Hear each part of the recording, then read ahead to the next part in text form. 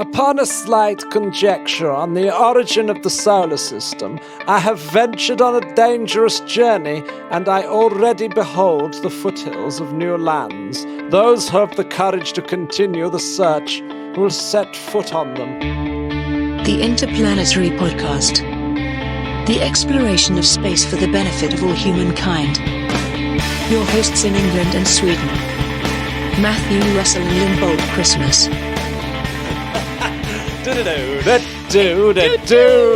Oh yeah, baby. Immanuel Kant. Linn, hello. Hi. Hello. Here's something I didn't know, Linn. Immanuel Kant was part of the Three Dudes. The Three Stooges. The Three Stooges that sort of first worked out the nebula hypothesis of the start of the solar system. I didn't know that. One is a fellow Swede of yours, Emanuel Swedenborg. That's a joke name. No, truly. it's not. It was just some other German guy who was like, well, my name is Emmanuel and I'm German. I have to pretend I'm something else now or they won't believe us. What's the Swedish name? Swedenborg? Swedenborg. Right. Swedenborg. Sweden. Hello, my name is Swedenborg. Emmanuel Swedenborg. Yeah.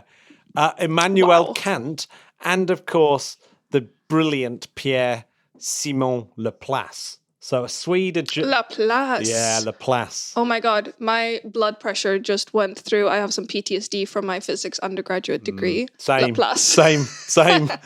Acoustics has a lot of Laplace transforms in. Yes, that's true, of course. Yeah. I've got a similar... Let's quickly steer away from that. a similar nervous twitch. Right. So yes, what we got before we start though, Linn, I need to do a shout out to one of the Patreons. We were wondering whether Mark Kelly was the Mark Kelly, but it wasn't. It's Mark Kelly, who happens to be this very tall Ryan Gosling lookalike. Who helps run a pub. Well, it's more than a pub; it's a brewery near. Oh, I love breweries. Near where I used to work, and it's Sam Brooks Brewery Tap, right? And he said, "Matt, come down and I'll look after you." And he did. He gave me lots of beer and one of the best pizzas I've ever had. And he took me round the brewery, and the brewery is the oldest continually running brewery in Britain. No way. Yeah, so it's been brewing since 1533. Oh my God, that's amazing. You maybe didn't even know this about me, but I happen to be a beer snob. I hate that about myself. I didn't choose the craft beer life. It chose you. It chose me. My mom picked it up for me. I unironically, I love craft beer, and that sounds really amazing. What's the really weird coincidence is I used to work on that very site, so I've got lots of bizarre mutual friends with Mark, including John Hatch, who was one of the people that kept brewing even though the brewery had shut down, but he kept brewing in a little secret place in the brewery to keep it going.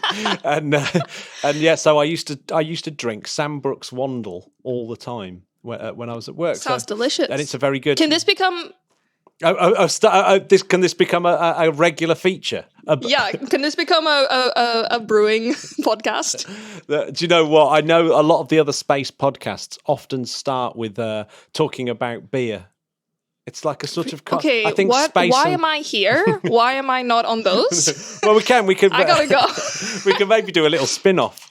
I'm just drinking tea like an idiot. Linn and Matt's... Yeah. Interplanetary beer tasting. Beer tasting podcast. We should do that, right. I love anything, well, basically a gosa or like anything that really tastes like seawater and coriander. Sign me up. Oh, wow. That's like... Nice. Yeah, it's very niche and everyone hates me for it. But you know what? More for me. I buy the weird beer, no one touches it, I win. Oh, so. Yeah. I do like a nice beer at the end of working. A nice lager, a nice pilsner. I won't even. I used to be into this thing called Banks's Mild, but no one else on Earth really drinks it except me. It's really annoying. It's so annoying, but it's a very Birmingham drink. But there you go. But before I go, actually, before I leave this one, I need to give a shout out to Adam French, who was a little bit jealous he wasn't there, but he was the guy that introduced Mark to the podcast. So they're both Patreons. Aww. They're both legendary Patreons who get their name shouted out at the end each month. But that's lovely. Hi, guys. So it really made my Saturday. It was just utterly brilliant. Oh, sounds lovely. Thank you, Mark. Right, what we got to talk about the solar system. It's a solar system special, Linn. This is my jam. I love the solar system. Yes, and it's a 250th episode. Something I hadn't really really? I hadn't quite spotted that was coming up. Oh my god! Yeah, Yay!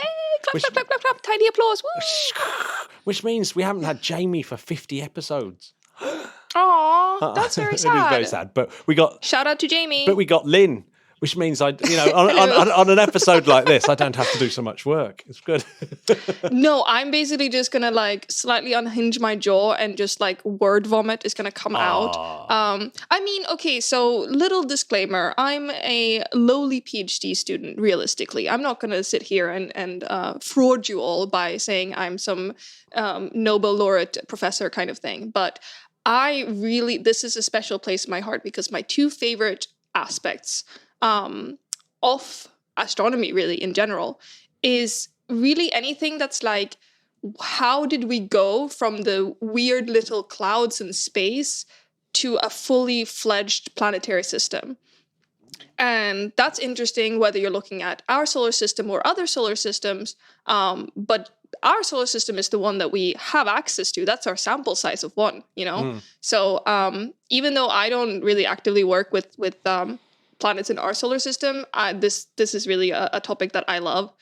Well, I mean, just because it's super complicated, isn't it? I mean, yeah. I mean, it's not one discipline anymore, is it? It's like you have to be an astronomer, a chemist, a geologist, a physicist, yes, and a planetary scientist, right? You'd have to be all those things. And a programmer, a computational scientist, and the list is endless. And it's actually something I really like about this subject as well is that shout out to the astrobiology school that I attended a few months ago. It's an annual school in France that does an introductory course on astrobiology. It's usually in person, but it was online. It was fantastic. And it was so interesting because that course made me realize how interdisciplinary it is. Because the course was a week where, you had physicists and chemists and biologists and, talk even about the ethics of exploring solar systems. It's such an interdisciplinary field because, I mean, what it can be more interdisciplinary than the exploration of everything beyond our planet. Yeah. It really does touch on everything. Oh, yeah. I mean, yeah, astrobiologists tend to be really fascinating people. Well, Carl Sagan, for one. Exactly, the pioneer. The pioneer of it all, yeah. But it's so interdisciplinary. It's just unreal, isn't it? So yeah. Okay. So first of all, Linn, where the hell did the solar system come from? Where did we come from? Take us right back to the beginning. I would take us back to say 4.5 billion years ago. Dun, dun, dun, dun, dun. Is that about right? Is that 4.6 if we want to include the because I think for context to really set the scene, it's important to first talk about step 0, which is the star formation, the host star formation, and that's more like 4.6, I think. So quick 101, little recap how our star is born, and I'm gonna be very, very outreach level on this. So imagine a cloud in space, right? And just like the fluffy clouds that we see on Earth, the clouds that form in space, because there are, molecular clouds, basically hydrogen clouds that do kind of accrete in space. That's what those pretty screensaver images that you've seen before of nebulas and stuff like that often is, like the sort of swooping, colorful clouds. But before you go on, most people, I don't think, have a grasp about how big those things are, right?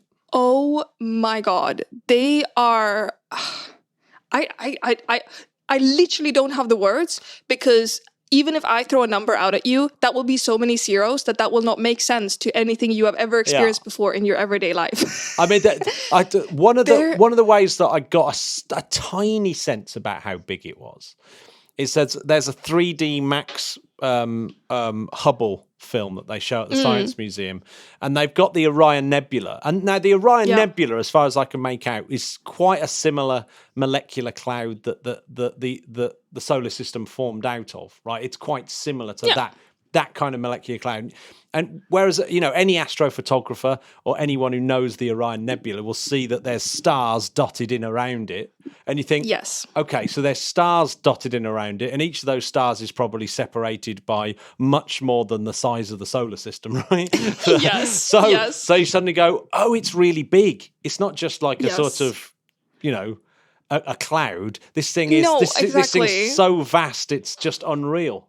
It's, I mean, it would encompass our solar system thousands of millions times over. It's just, we literally cannot grasp it without, some attempt at visual aids. The Carl Sagan, we just mentioned him, that classic where it zooms out and, the powers of 10 kind of thing. Those kinds of things at least hint at the ridiculousness of it all. But, it's just unimaginable, really. So I think it's something like 65 light years across. Yeah. So that's long, isn't Which, it? the technical term is really freaking big. Freaking big. Yeah, exactly. Let's think about this in a more comprehensible manner. You can just picture a pretty fluffy cloud, right? Mostly made out of hydrogen, and it's in space, and when we stand on Earth and we drop our apple or whatever, it falls to the ground. And we know that things are attracted gravitationally to bigger things. So here on Earth, the biggest thing nearby us is the Earth. So things fall towards it. But you imagine if it's a big, big cloud in space, there's no other, big thing for it to be attracted to. So the gas in the cloud ends up being kind of attracted to other bits of cloud, and they start, sort of like a social event, and you naturally get clusters of people being attracted to break off into little groups. You sort of get groups of the cloud that start to be attracted to each other, and then they start to condense. And when it reaches a certain mass, then the pressure is such that it actually collapses inwards, and that's how star formation is triggered. So you have your gas cloud, and more and more gas gets attracted into one little pocket, let's say, and that's where you get a high concentration, and then it reaches a sort of threshold where it actually collapses inwards, which makes it so hot and so, the pressure is so high that actually starts to ignite, and that's how you get your baby star. Congratulations. Really simplified, but that's basically the point. And it's kind of like, when you're in bed and you have like a blanket and it's really nice, and then you have another blanket and then it's a little bit too hot, and then there's like 3 blankets and that's way too hot, and then there's suddenly 1,000 blankets and that is really, really hot. So when you have that much gas, it ignites. Yeah. Just like you would ignite if you had loads of blankets on you. Yeah, I mean, one of the things that I think is really, one of the things that I never really kind of got my head around was this whole idea that that I guess this big cloud, it starts to spin just like it's the ice skater thing is easy, right? And so when they bring their arms in, they spin faster and faster. So as this thing gets smaller because it's collapsing, it's actually spinning faster and faster, and all those hydrogen atoms are basically, they're going really fast and bashing into each other, and the friction is actually causing all this heat as well, isn't it? So it's not just like something like, so it gets extremely hot, even without any kind of nuclear, fission or fusion. Well, so we say that, the star is, in its normal lifetime when it's on something called the main sequence, which is when it is burning hydrogen. And there is, it doesn't happen instantly per se. But this hydrogen that you're talking about, it's basically, it's still sort of gravitationally bound, let's say, to this star that has just formed, the baby star. And what you get is that, if you have a glass nearby, pick it up, please. And if you start gently swirling it around in a sort of gentle circular motion, you'll notice that all the liquid gets pushed towards the edge of the glass, right? And if you have a pizza dough, a nice way to get it nice and flat is by picking it up and spinning it. So things, when they spin, they get sort of flattened out. I wish you guys could see me because I'm using my hands a lot. But I think the pizza dough is easily the best one to think about it, though, isn't it? Because it really does demonstrate that exactly protoplanetary disk is presumably exactly what this is. Yeah, this is exactly what this is. So recap: cloud gets hot in the middle, ignites. All the sort of surrounding cloud, the blankets, are still sort of connected by gravity to this newly formed star. And because of the, because you have the new star that's taking up less space, it's kind of like the ice skater pulling her arms in. So then it starts spinning, and then that sort of whips the surrounding cloud into a sort of flattened disk, like a donut, around the star. So what used to be a more diffuse cloud that was all around, and it was in the center that the star was formed. As this process takes place, the surrounding cloud gets whipped into this sort of more flattened disk, and that's called the protoplanetary disk. Proto, before planets. So, I wonder what's going to happen in this disk. No, well, I've got a question for you. If this whole disk is collapsing, have I got this right? Essentially, all the mass in the cloud has pretty much all gone into that star, except for a tiny amount left over. Right. Right. But so, why is there a tiny amount left over? How come that planetary disk doesn't just collapse down into the star? This is you really open. This is a very active field of research. You do have a sort of accretion shockwave. So you also have, because young stars are also very temperamental, let's say, teenagers, baby stars, all do the same thing. They have the little outburst. There's some UV radiation. There's some shouting. And so the interaction, let's say, between the early disk and the early star is a very active field of research. How that exactly happens and what processes are take place is something that we're trying to study. But the disk that is left over, that is where the planets take place. And there's a lot of chemistry that takes place over this disk, because the outer side of the disk is kind of showered by this radiation from the young star. But the middle of the disk, if you imagine, it actually gets quite well shielded from the gas above and below it. And so there it's much colder. And we talk about in the middle of the protoplanetary disk, there's this kind of icy midplane. And that's where it gets cold enough because you don't get as much radiation that you actually can get dusts and ice grains like silicates that can condense and start this sort of accretion process. And the accretion process is then what turns into the planet formation. So similarly, you might be able to see a pattern here. Mm-hmm. Things in space like to clump together. And so in this disk, you start to have this accretion process where grains grow into slightly bigger bodies and then slightly bigger bodies and then planetesimals and then planets.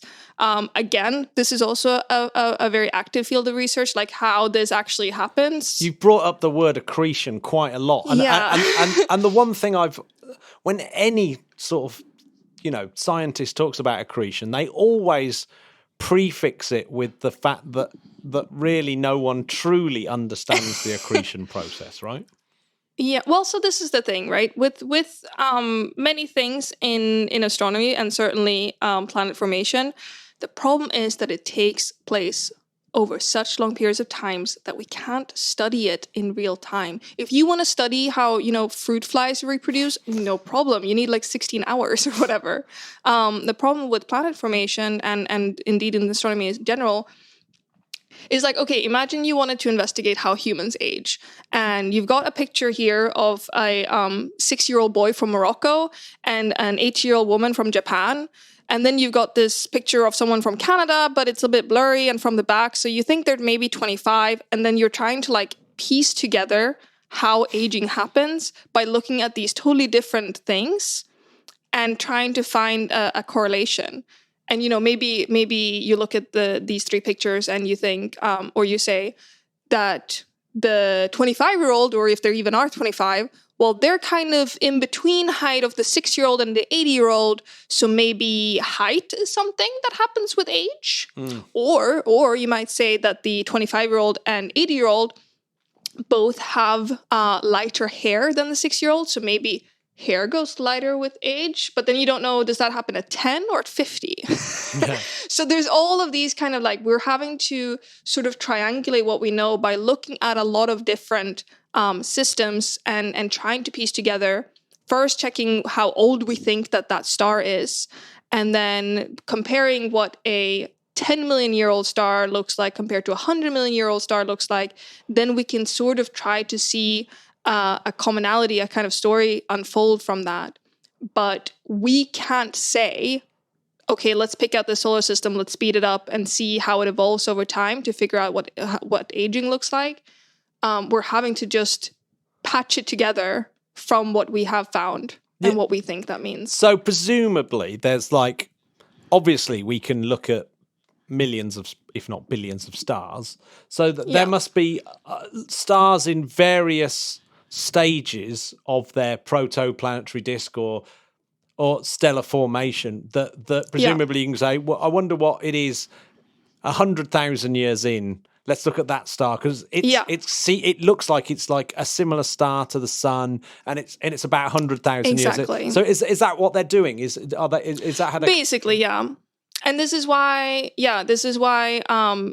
looking at sun-like stars in every field, not just protoplanetary disk, that's very exciting. And one thing we have sort of, deduced or suspect is that we have some kind of constraint on how quickly planet formation should take, based on the fact that actually looking at protoplanetary disks, we're not really finding any on younger or any stars beyond sort of, 10 million years of age. So then that can say, if we were finding disks even at 500 million year old stars, then we would not know how long it takes for planet formation. Does it take 10 million years or 100 million years? Yeah. But because we're finding disks really only on younger stars, we can say, okay, then that's roughly how long planet formation should take. Okay. Yeah, that's amazing. Oof. So that's pretty cool. Yeah. I think that's pretty cool. So we've got this disk. Now, I keep hearing the word the frost line.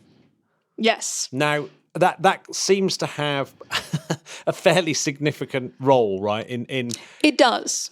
In dividing where planets form. So yeah, give us absolutely why is the frost line so important? So the frost line, or the ice line, or snow line, many names. It's basically just a reference to at which distance from the central star will this species be able to condense into ice grains. Something worth noting is that there's not one frost line. There's the water frost line and the ammonia frost line and the carbon dioxide frost line. It's this point at which that species frost, or that species will actually start to be able to exist as ice. Obviously, if you take water is a good example. People often know about the Goldilocks zone. I guess that would be the water line, because it's the water line at which, or the liquid line, let's say, where we can find liquid water. And so the frost line, ice line, snow line, whatever, it's basically the same principle. At what point is it not too close that this can actually happen? And that's really important for planet formation, because if you want to look for a planet that has a rocky core, for instance, versus a gas giant versus an ice giant, then you need to be able to figure out at what point can these exist. But it's a really tricky one, because planets don't always stay where they're born, so to speak. So you can have planets that are accreted and are born, let's say, at one point, which can either be within or beyond the frost line, and then they can migrate, and that can also have an impact on. Well, before we get onto migration, because clearly that that's one and just one. That's a big one. Well, it just adds such a complexity to the puzzle, doesn't it? But I mean, it's not a coincidence, is it, that Mercury, Earth, Venus, Mars are all rocky planets, and they're all in the sort of inner solar Exactly. system, right? So presumably they all form before the frost line. That they don't get big, they don't get massive because there isn't actually that much material for them to accrete out of. Well, this is the thing, and I mean, you've kind of painted yourself in a corner now, because now we have to talk about migration, because one idea of how the solar system was formed, and I'm going to say really underlining so hard the pen's going through the paper, an idea, because we really do not know for sure, is that the solar system was formed as such that you started out with actually just the giants of our solar system, Saturn, Jupiter, Uranus, and Neptune, and that they were all closer in to the sun and on much more nicer sort of circular orbits. And then you had all of these sort of like outer bodies around it. We have the Kuiper belt that would have existed before then too. And what might have happened is that migration could have taken place. And when we look at Jupiter, it has so much mass. And one idea for why maybe Mars is not very big and why the inner planets, our planets, are actually quite small compared to what we found in the solar in the universe, could be because they took up quite a lot of this mass. Especially if they were closer into roughly, where Mars and Earth is now, then that could have been accreting a lot more of the mass. Because have you ever played that game where it's like it's like a bit like Snake, where the bigger you get, you pick up like the little pieces and then you grow bigger, and then the bigger you are, the easier it is to get more. Do you know what I mean? Didn't that used to be on the Nokia phones? In fact, I tell you a really good version used to be on early computers as part of Quick Basic, and it was called I think it was called Snakes? Oh, but you could have 2-player Snakes. It was one of the best games ever when I was at university. Exactly. It was it was the Fortnite of. Oh God!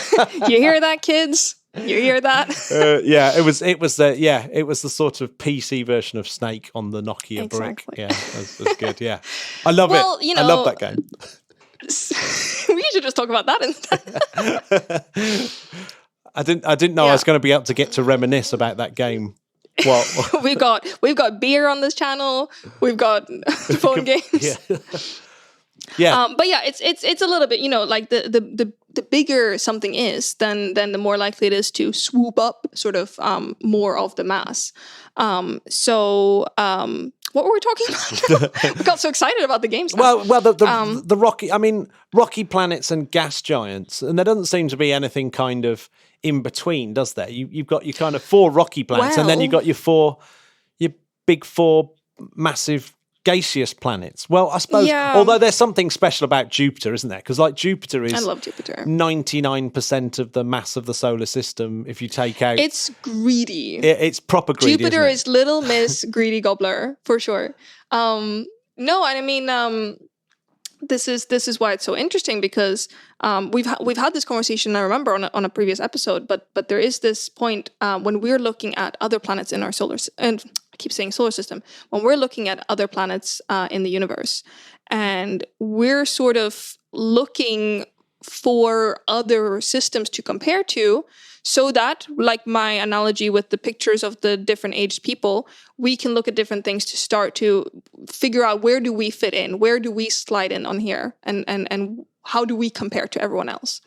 And looking at other planetary systems, we are finding a lot of planets that are kind of in between, because you're right, in our solar system we have these itsy-bitsy little rocky planets, and then these big old giants, gas giants and ice giants, and we don't really have anything in between.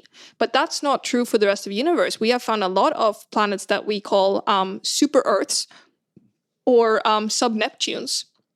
There's actually some debate in the community about super Earths and sub-Neptunes because they kind of overlap. I guess it's more like a comment on whether it's a big rocky planet or a small gas/ice giant. But there is a lot of these planets that sort of are bigger than the inner planets in our solar system and smaller than the giants in our solar system. And we don't have any of those. So why that is a really interesting question that we don't have a direct answer to, but we just have a lot of theories. Could it be that, because another news story quite recently was that there's way more of these rogue planets that don't have parent stars out true. there. So presumably our early solar system could have had one of these super Earths. Yeah. That due to migration has been booted out. So what are the main causes of the planets to sort of move around? Why don't they just stop in place? Like, you would have thought that if it's found a kind of place to orbit, then then the gas that it formed out of must have been orbiting at that distance anyway. So why would it move? Well, this is the thing. One of my favorite things about physics is how unpredictable something so predictable can be. And I don't know if you or any of our listeners know about the double pendulum thing, which is that even though it's quite easy to predict the motion of a single pendulum, just like, grandfather clock sort of thing swinging back and forth. So easy. You can make a clock out. It's so easy. You can make a clock out of it, though. I mean, it's so predictable. You can make a clock. It's straightforward. Right. You know, you're feeling sleepy, hypnosis, things swinging back and forth. It really is going back and forth. But if you then attach a second pendulum to the pendulum, I know that's kind of hard to picture, but that becomes a really crazy, chaotic, very randomized motion that's really hard to predict. Is that akin to the 3-body problem? Yeah. Basically, any n-body problems can be tricky. But this is the thing. And so in a solar system, you can have what looks like a really stable orbit for a really long time, and then it's not. And it all depends on, the little tiny sort of forces on each other because, as some of you probably know, that the planets that go around the sun, it looks like the sun is in the middle completely still and the planets are going around them, but that's also not true because, as you know, from Newton's laws, anything that gets a push gets a pull. And the planets that go around our solar system is sort of tugging at our sun too. And so all of this in this big system, there's a lot of back and forth and there's loads of unaccounted bodies for that. I mean, we don't even know exactly where every single piece of asteroid is in the solar system. We don't even really know what's beyond a certain point outside of in our solar system. So there's a lot of instabilities and there's a lot of tiny fractional changes that can happen. And actually, there's some really great tools online where you can, do like my planetary system or like my solar system and stuff, where you can sort of input, I want a mass of 10 in the middle and then a mass of 1 going around it, and you can muck around and see how easy it is to destabilize or to have a unstable system. It's fun. Yeah, I've got the Universe Sandbox. That kind of stuff. Yeah, it's great. It's so good. And it's like so in our solar system, unfortunately, there's not really a way to trace what happened before. If something's been ejected from our solar system, how will we know? I mean, we know the orbits. Is it so complicated that you can't just get the orbits as they are now and then just reverse the film?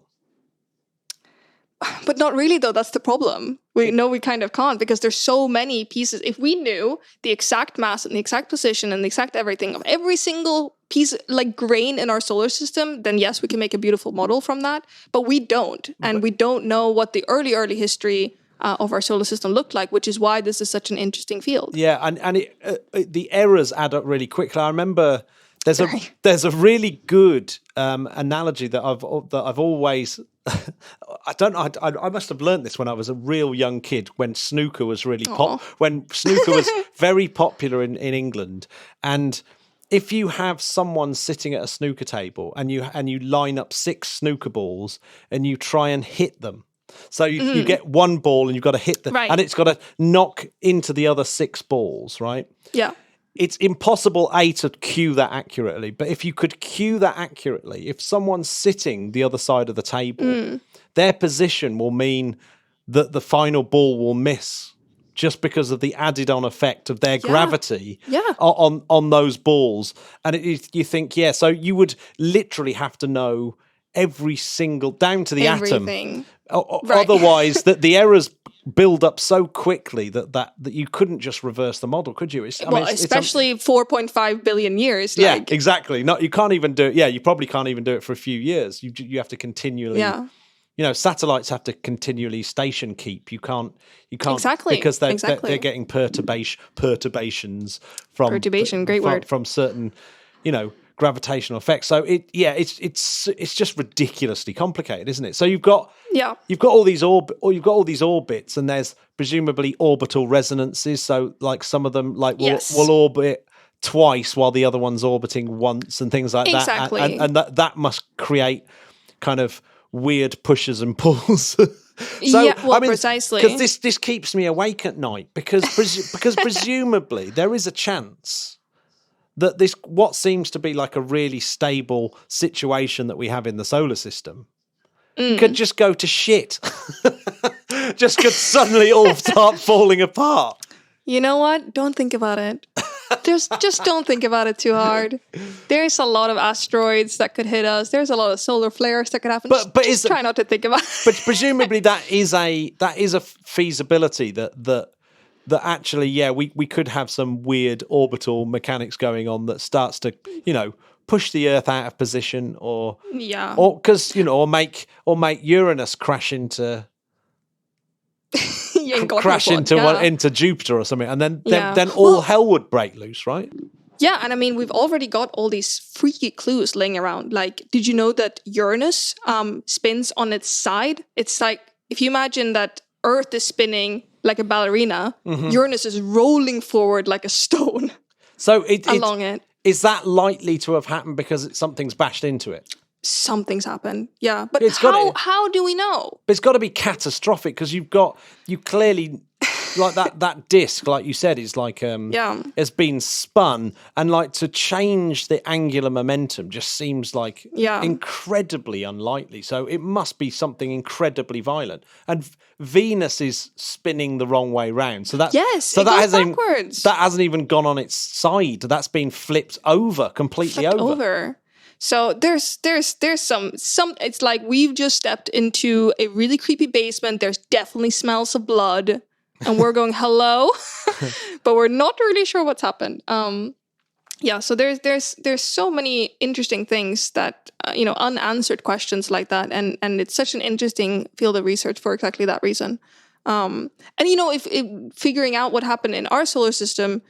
If we can't even do that, how are we supposed to figure out what happens in other solar systems? So it's very much an ongoing thing. And actually, people who work in solar system science, people who study the bodies in our solar system, and people who study exoplanets, planets beyond our solar systems, have a lot in common, because a lot of the work that one group does benefits the other.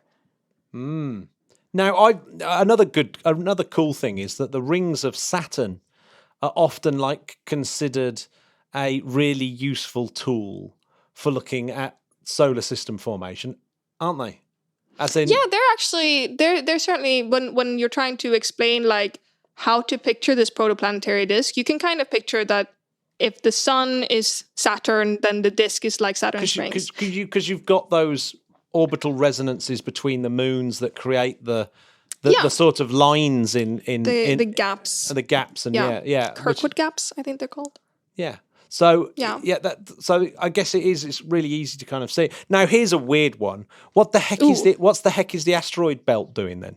So how come why is the asteroid belt there? Why is it there? Why is it there?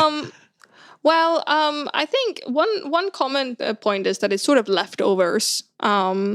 And we have another belt. We have a belt beyond as well, beyond Neptune and Uranus. So asteroids belts are pretty common that way. I mean, there's a lot of bits that don't get turned into planets, unfortunately.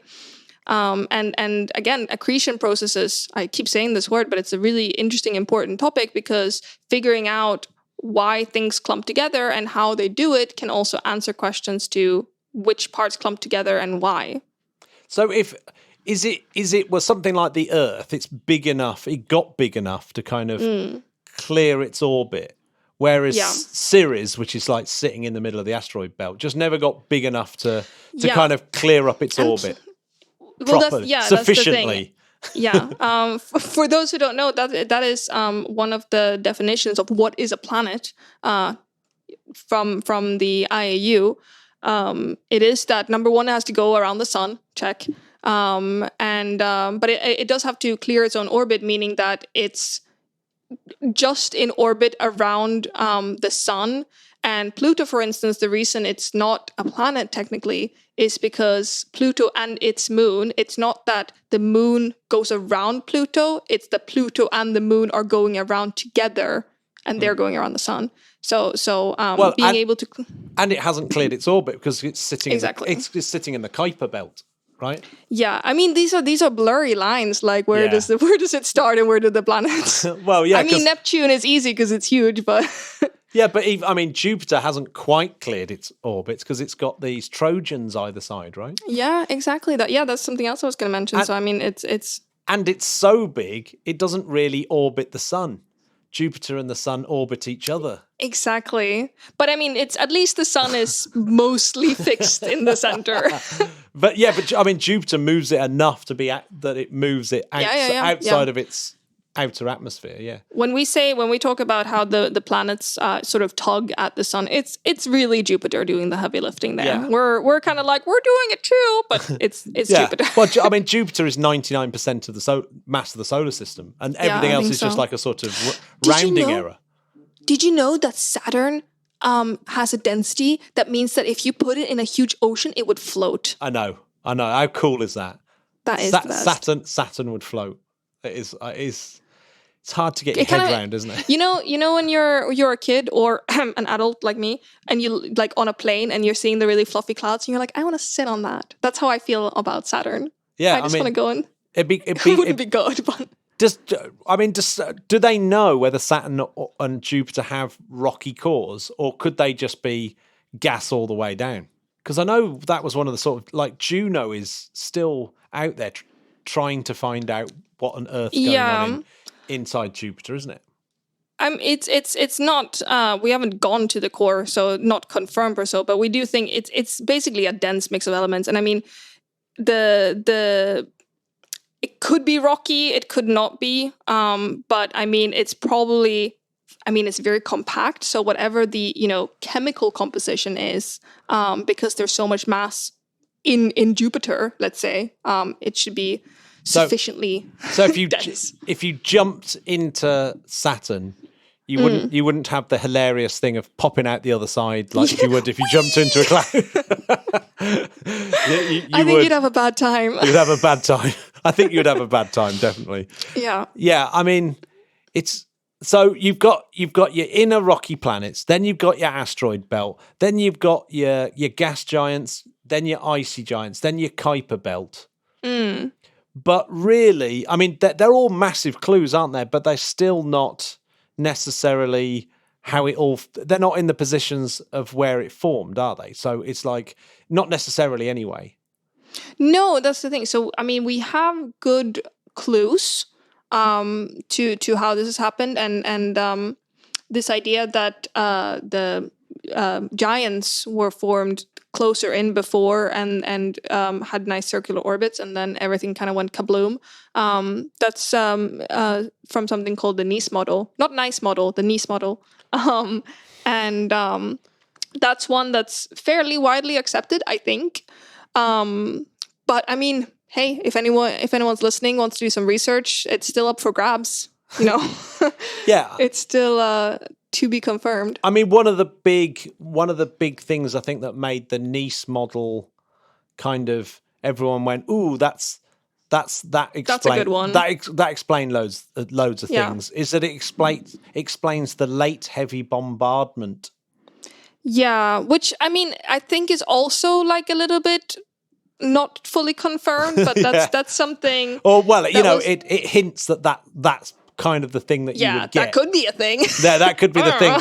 But and I guess that's because we know at some point in the history of the solar system that all the inner rocky planets got completely smashed to hell by tons and tons and tons of material that was being disturbed by the movement of these planets during what the Nice models migration, right? Yeah.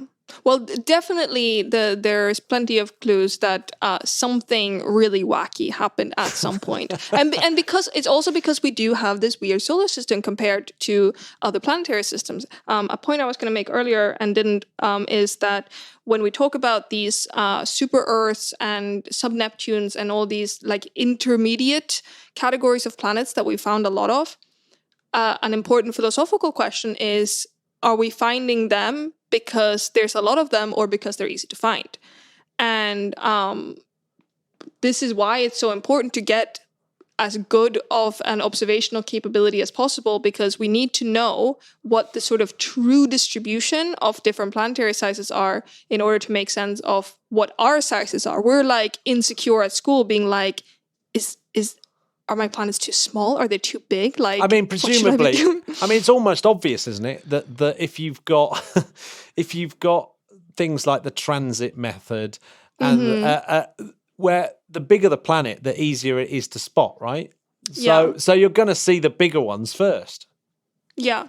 So it's hard in that sense, but it's I think we're at least have found enough small rocky planets as well to know that we probably still have a kind of a weird solar system. Oh, yeah.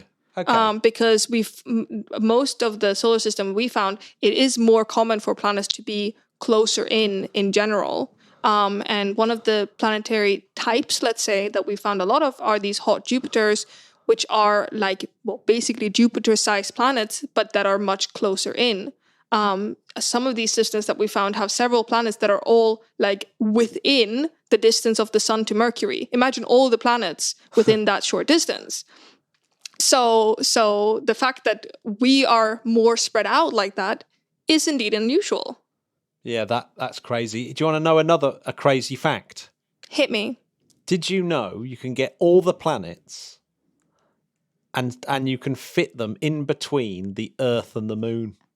Yes, I did know that. I love that. But only just, as in you can't do it with the bulge the spinning bulge. You have to put them. Saturn's rings have to go. Oh no, Saturn's rings have to go. But you have to tip all of them on their sides. Yeah. Because where they spin, they're obviously slightly wider. Yeah. Where they spin, because I love that though. So yeah, it's just I can't get my head around the fact that you can easily get Jupiter and Saturn side by side in between Earth and the Moon. I think this is a problem because, at school and on posters and stuff like that, any kind of visual representation of the solar system, you have to sacrifice either size or distance. Yeah. So it's never going to be to scale. Usually it's neither. Usually it's like all the planets basically the same size, like with smiley faces, 5 centimeters all apart, equidistant. And I really think that something that people underestimate, unless they have explicitly learned it, is how far apart everything is. We are so tiny and we're so far apart, all the other planets. Like all of the planets are far apart from the other planets. I know, but there's weirdly by coincidence I found this, that there's a town in Kent called Otford. So it's like Oxford but spelt with a T. Yeah, and my brother's middle name is Otford. And my great granddad's first name is Otford because they came from Otford. So I was visiting there because my great granddad had built a folly there, but I discovered that they had a scale-sized solar system there. So in Otford, they have this field where there's a sun which is about the size of a football. Yeah, and then near the edge of the field is the Earth, and it's about the size of a 2-pence piece. Oh, really? And then something like Pluto is apparently in New York. and apparently wow. it's somewhere in some office somewhere. That's amazing. There is this Pluto. Oh no, it's not Pluto. It's it must be Proxima Centauri is in New York. Right, yeah. Proxima Centauri, but Pluto's is like 2 miles down in some farmer's field somewhere. So there is a scale model of the solar system that's amazing. In Otford in Kent. I think there's a few around the world, but I discovered that one purely by accident, and it is amazing. I love that. You hear that, TripAdvisor? Yeah. Otford's the place to be. Yeah, it must be on TripAdvisor, the Otford solar system. I wonder if it still exists. There is one in Sweden as well. There's this huge sort of arena for music and whatever in Stockholm. It's called Globen. It looks like Globen literally means the globe, and it's this big white golf ball looking thing. Huge arena. And someone thought, hey, what if that was the sun? Where would the planets be and how big would they be?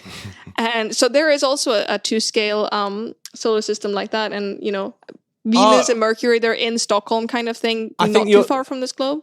I think yours is the biggest.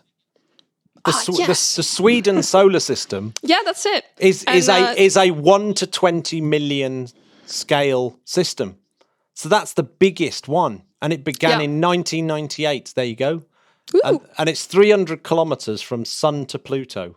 Yeah, and that's so it's the inner planets are kind of in Stockholm, kind of walking distance from the sun, and Saturn is actually here in Uppsala, and then the outer planets are up in Kiruna, like in the really north of Sweden. And I mean, disclaimer: Sweden is really long. I don't know if our listeners know this, but this is like saying it's on the other end of the country is actually quite a large statement in Sweden.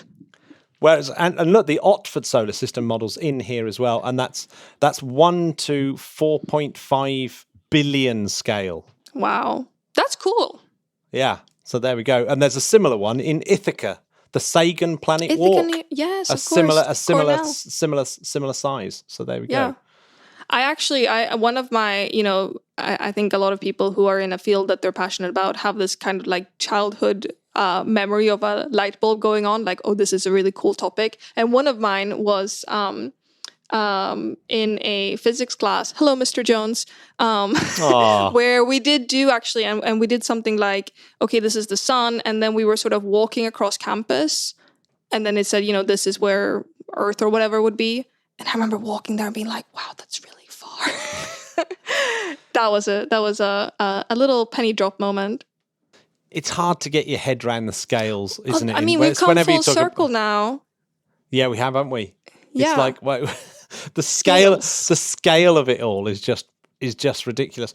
But also, like, everything seems a little bit preposterous. Like the one thing that we didn't mention in the Protoplanetary Disk was that it's not just hydrogen, that there's other elements in there. Right. And those other elements have come from previous star formation. Ah, okay. So now this is where cue the Twilight Zone music. So imagine this. You have the disk, right? And like we said, it's mostly hydrogen. And then if you actually look at the chemical composition of everything else, there is an offset of, what we would expect to be in this protostellar gas that becomes the disk. So where do they come from? That's a really good question. And this is a little bit also, still being researched. But there's one really cool idea where we talk about, so how stars, we were talking about how they form in these like pockets of the gas, right? Mm-hmm.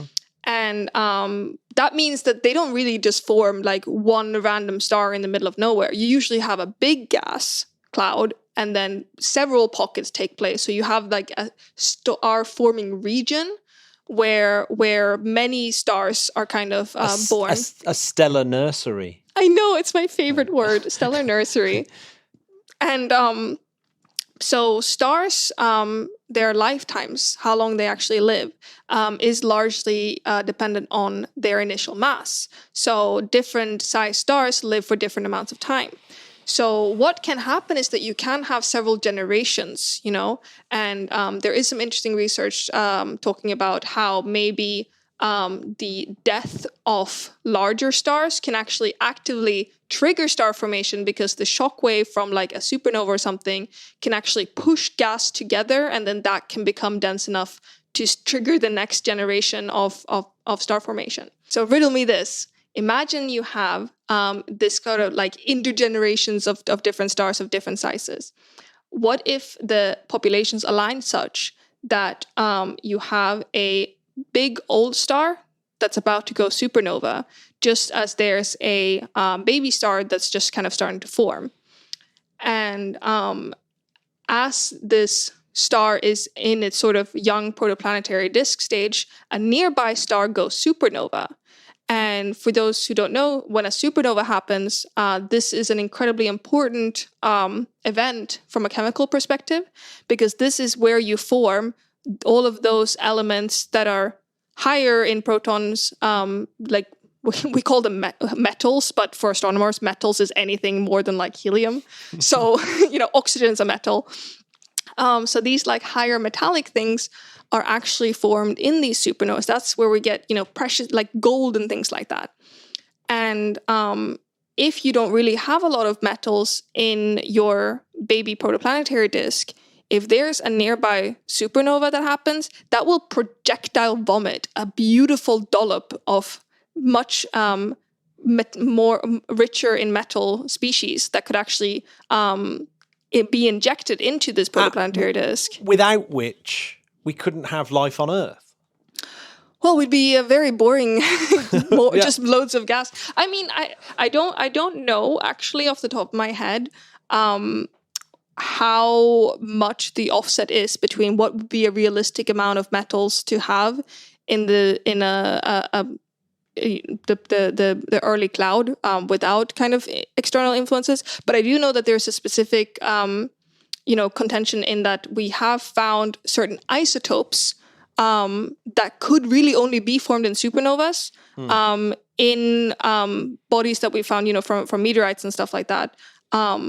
That wouldn't make sense to be in our cloud. So there is already some mystery. There is already some species that we think should not have been in what we expect. You can see there's a lot of adjustments. We think, we believe, we assume. But isn't there a little bit of a connection between supernova and the cloud collapse in the first place? So if you've got these portions of the cloud get pushed into collapse because a nearby supernova shockwave kind of pushes that bit of the cloud, and that's what triggers the collapse in the first place. So it's not. So there's kind of almost two things going on. Well, exactly, and we also another thing is that even before they go supernova, massive stars also have a lot of a lot of stellar winds. So there's a lot of other activity from nearby massive stars that could have a role in star formation. That's something that's also being researched. Yeah, and I guess that's why things like the Orion Nebula is so exciting for everyone, because it's exactly. Like it is a stellar nursery, and the Eagle Nebula, of course, the whatever it's called, the pillars of creation inside the Eagle Nebula. Beautiful. And it's like, that is... So we see something like that, and the sun was formed in one of these stellar nurseries, but it's lost all its stellar companions, all its siblings, right? So it's just sort of... So sad. Yeah, but I mean, at some point... And it's probably while life has actually started on Earth. Like single-celled life had started on Earth before the late heavy bombardment. And so you think Earth may not even have been in the position it's in now. There's so many. It's crazy. And you think, well, and maybe the sun may have even been with its... traveling around the centre of the Milky Way with its companions in a slight nebulous material like the Seven Sisters do. When you look up at the Pleiades and you see that slightly nebulous... the beautiful blue. Yeah, the beautiful blue. And they're all travelling together around the Milky Way. And I guess the sun would have been like that at some point, travelling around in the last wisps of its nebula with its sisters. Yeah, that's another thing that it's not my field, so I don't know much about it. But I do know that also, figuring out who else formed with the sun is an interesting question. Something else that I just remembered as well is that we also talk sometimes about how maybe the fact that Jupiter is where it is could actually also have been a saving grace in that it also kind of swallows up some of these incoming asteroids, because if they're sort of headed towards Earth and then Jupiter is nearby instead, that's just going to be captured by Jupiter's gravitational field and then end up there instead. So who knows, maybe we would be seeing much more bombardment in the inner planets if it wasn't for these sort of gas giants that are protecting us outside.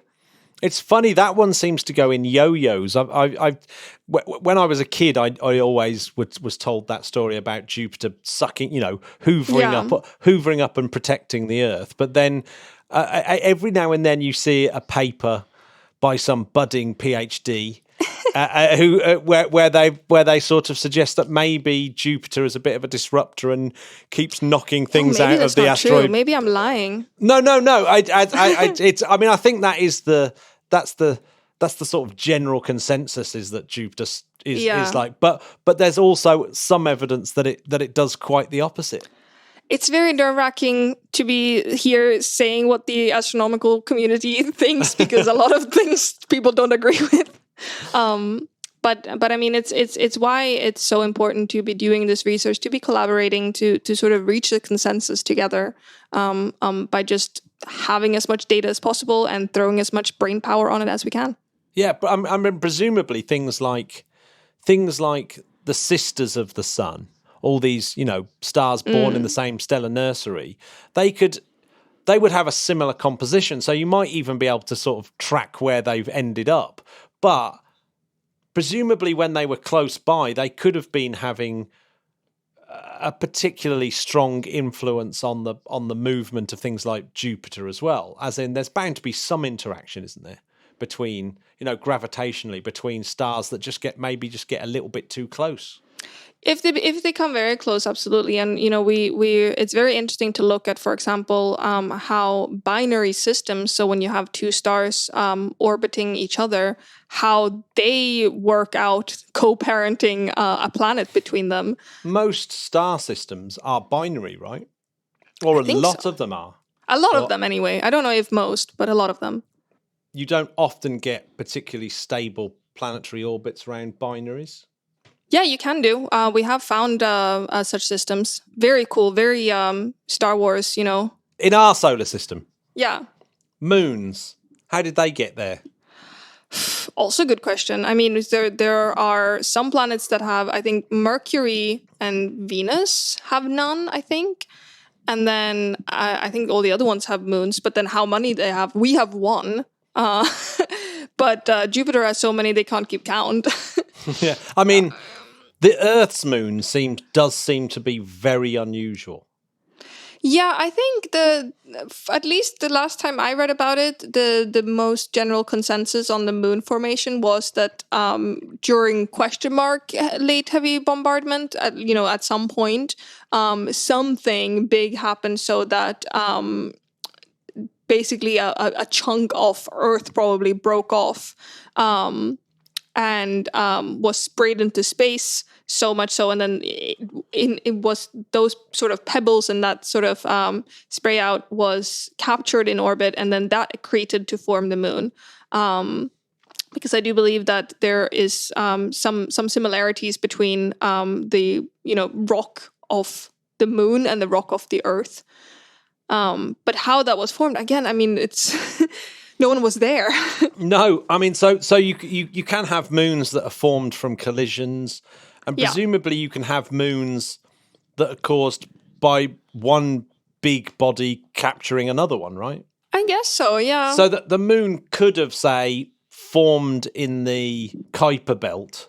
I mean, it wasn't, because I think that, like you said, its composition is so similar to Earth that would seem unlikely. But say Pluto is smaller than the moon. So the Pluto could have worked its way into the solar system and then been captured by something like the Earth. Because I think, isn't Triton, which is the moon of Uranus, am I right there? Or Neptune? No, it's Neptune, isn't it? Triton is the moon of Neptune.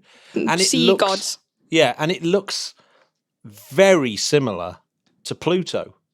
Yeah. So something like Triton could have been kind of captured from the Kuiper Belt.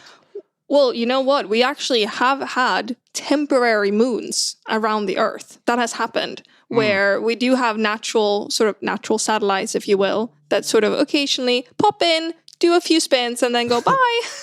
And I mean, we also probably won't have the moon forever. The moon is, is it 4 centimeters every year or something that the moon is, pulling Drifting further away. and further away, Yeah. drifting away, exactly. So moons are not permanent installations. And again, we've come back to the point that gravitational orbits are really not that stable. In theory, they are. In practice, they're not. Yeah. I mean, I've heard that the moon drifts away for a bit, and then as all that momentum's lost, it will start to slowly fall back in again. But unfortunately, the sun would have gone red giant. But if the sun could just leave us to our little cosmic dance, Yeah. the moon just chill for a bit. would fall back in, go past the Roche limit, and get pulled apart by gravitational tidal forces, and the Earth would have a ring system. Oh, that would be beautiful. It would be beautiful, but the sun's going to come and burn us all to death before we get to see it. It's What very a annoying. buzzkill! Yeah, know, we could have had a beautiful, I mean, we're already working on creating, rings of space junk in low Earth orbit. So maybe we can make our own ring system. I mean, the end of the solar system, when's it coming? We've kind of hinted at it, isn't it, really? It's that, Yeah. It's when the sun decides to go, hang on a second, I've run out of hydrogen. I'm going to have to start burning helium now, right? I've many times I get this when I speak to, little school-age kids. And sometimes they ask me, like, is the sun going to blow up? My mommy told me so. And I have to be like, yes, my darling, it's going to be horrible and it will swallow us. But I mean, it's okay. We'll be long gone by then. You are so we'll mean. all be dead.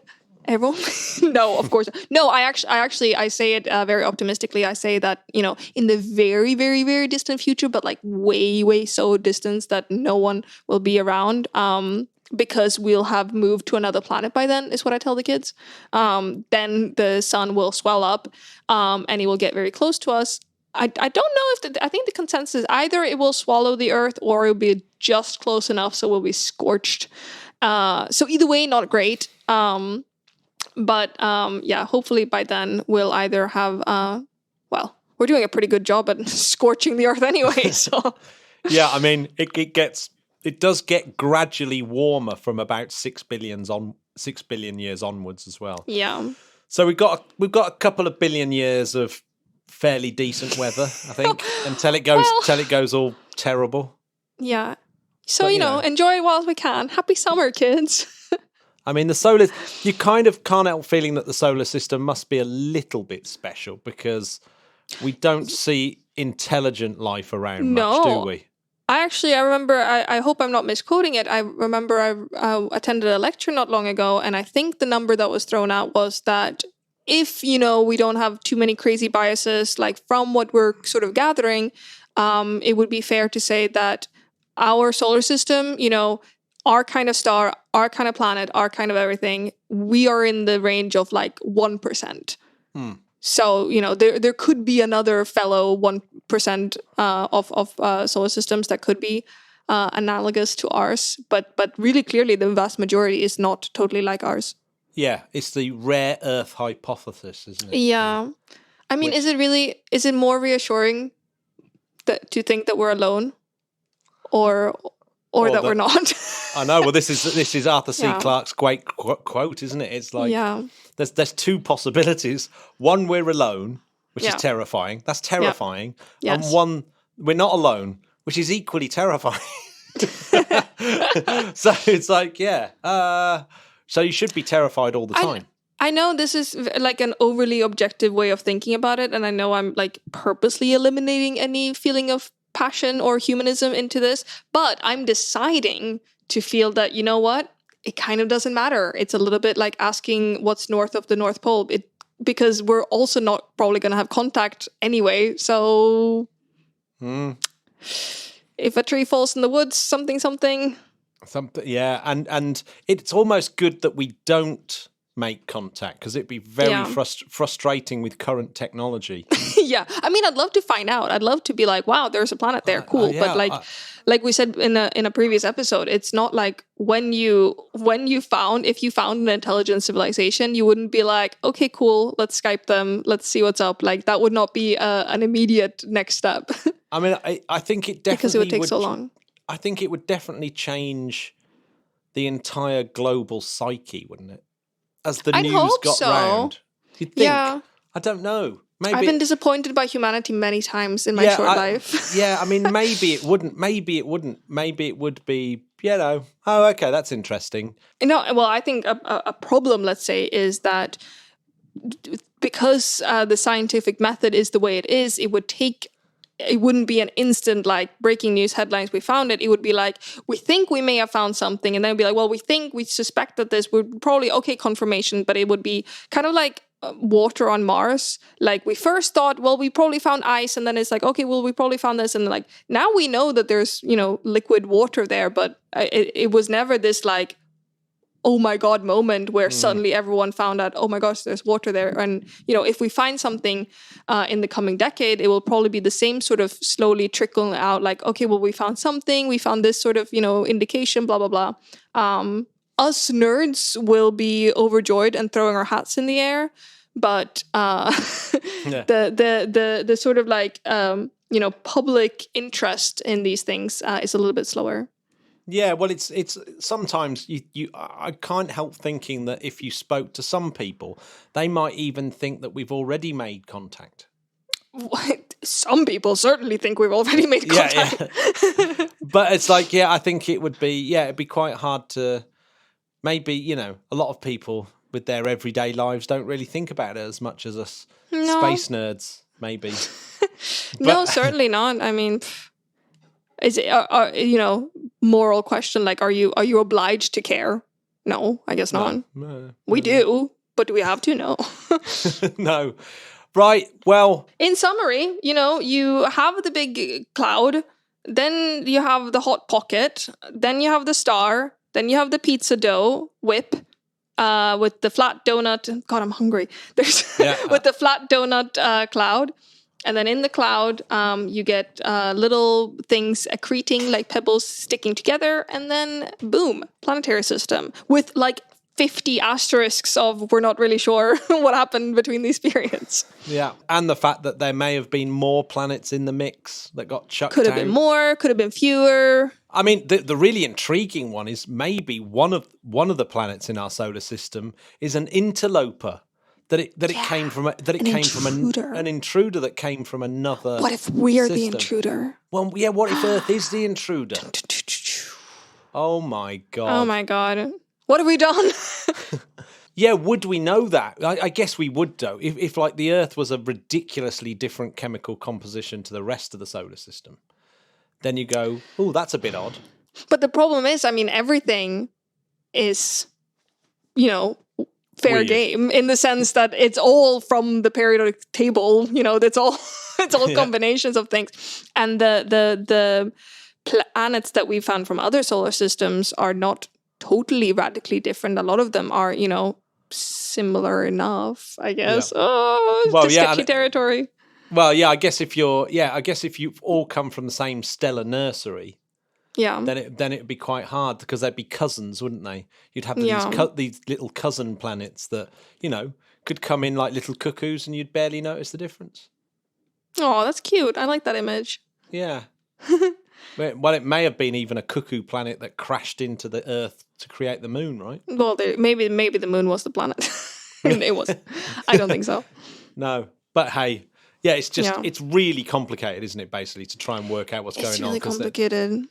Yeah, and I mean, there's just it's the lack of evidence. It's if something left that long ago, how would we know? If something migrated, like it's so hard to figure out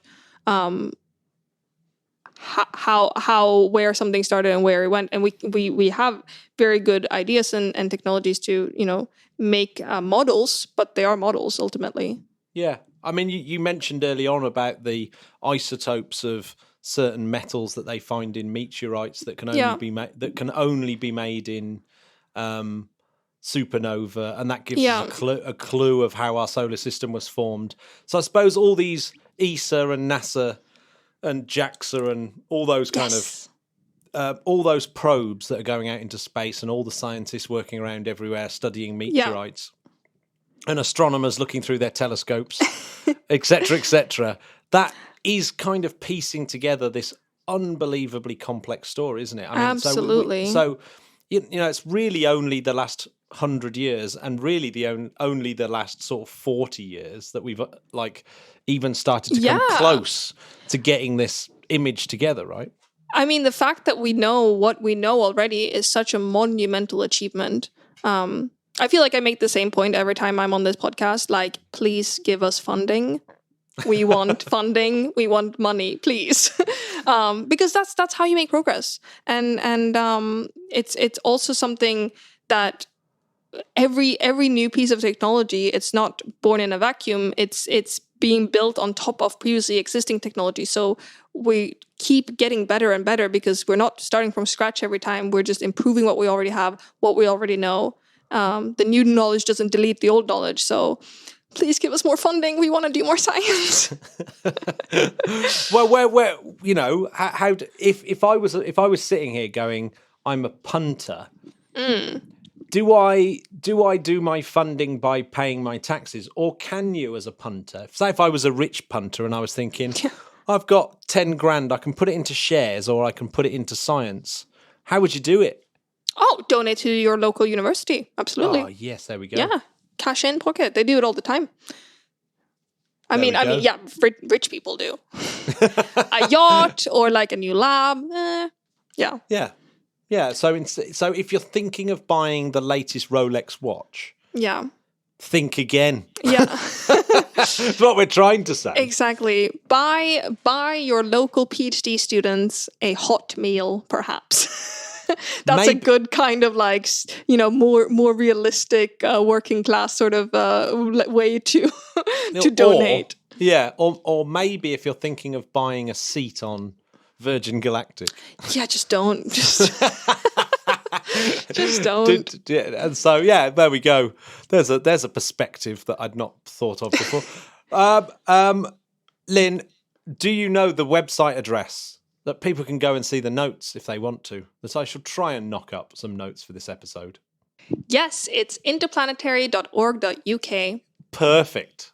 And if you want to join the patrons like Mark Kelly and Adam French, then you can go over to www.patreon.com/interplanetary and join us there.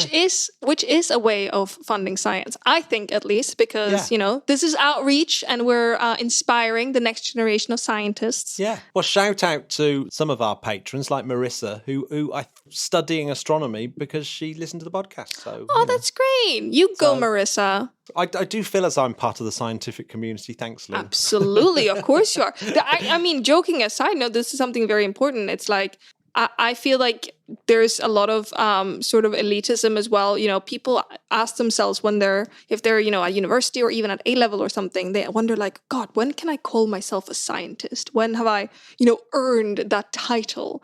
And I mean, do you like science? Yes, great. I mean, okay, professional scientist, maybe no, but like you are a scientist if you are interested in science, and that's not something to ever gatekeep.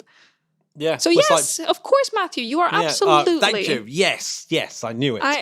I will call the university and get them to ship you a little certificate. Oh yeah, maybe I can have one of those honorary doctorate. That'd be good. Or a sticker. Or just a sticker. Just a sticker. A sparkly one, though. All right. On that note, I'm going to say bye-bye. Bye-bye. Thanks for having me. It was a great pleasure as always. Oh, Linn, it's always great getting you on. Bye-bye.